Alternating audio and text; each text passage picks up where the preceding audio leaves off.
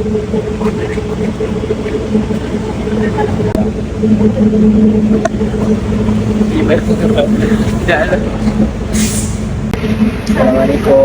Jaga diri baby. Jangan rahsia-rahsia. Jangan penat-penatkan diri. Penat cerita, jangan simpan.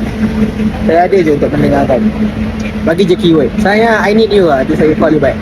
Nak Call you workout. segera. Ha? Aku nak workout. Kalau workout I kena balik. InsyaAllah balik. We'll do something. InsyaAllah targetnya Sabtu ni balik lah. Hari ni nak pergi, nanti Sabtu datang balik. Dia macam balik hari. Esok balik? Esok lah. Targetnya tu balik hari. Lepas tu Ahad balik-balik. Okay. Lepas tu nanti Isnin tak ada, Selasa sebelum Selasa balik-balik. Macam tu lah. Awak buat saya KL raut macam ni ya. Macam sebelah pekan je. Macam uludong yang awak buat saya. Macam teman-teman lu. Macam Temerloh 40 minit. Okay kan kerja Temerloh kan, tak jauh sangat kan. Rindu bini boleh balik terus. Ucapan berdiri. Jaga diri, kuatkan diri, semangat. Awak tu kuat. Perlukan support. Saya lah supporter awak. I'm a big supporter, big fan, you know. Sanggup kerja kuat untuk you. InsyaAllah ada rezeki saya share dengan you. Sekarang ni tengah ni kan, tengah berusaha kan.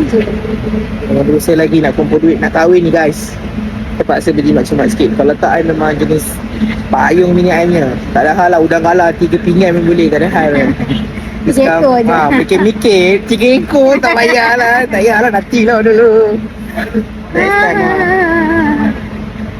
kita dah loaded balik, kita bawa bini kita nak makan apa, makan lah. Kita makan sedap-sedap. Makan membeli sendiri, no.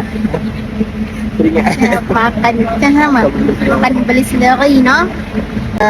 Cerita kami. Ini hari PJJ. Bermula semula. Semalam baru habis. Kita mula, baru sambung semula. Itu di pagi ni. Okay. Saya tiket kat dia, betul saya kata saya masuk lagi dah.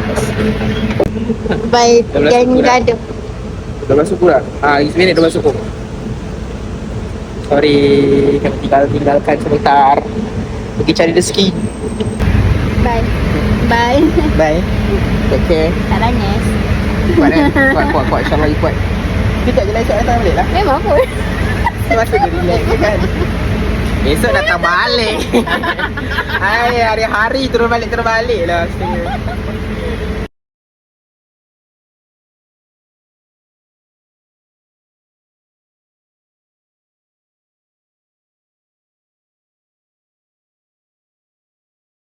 Dah lupa Apa? amanat.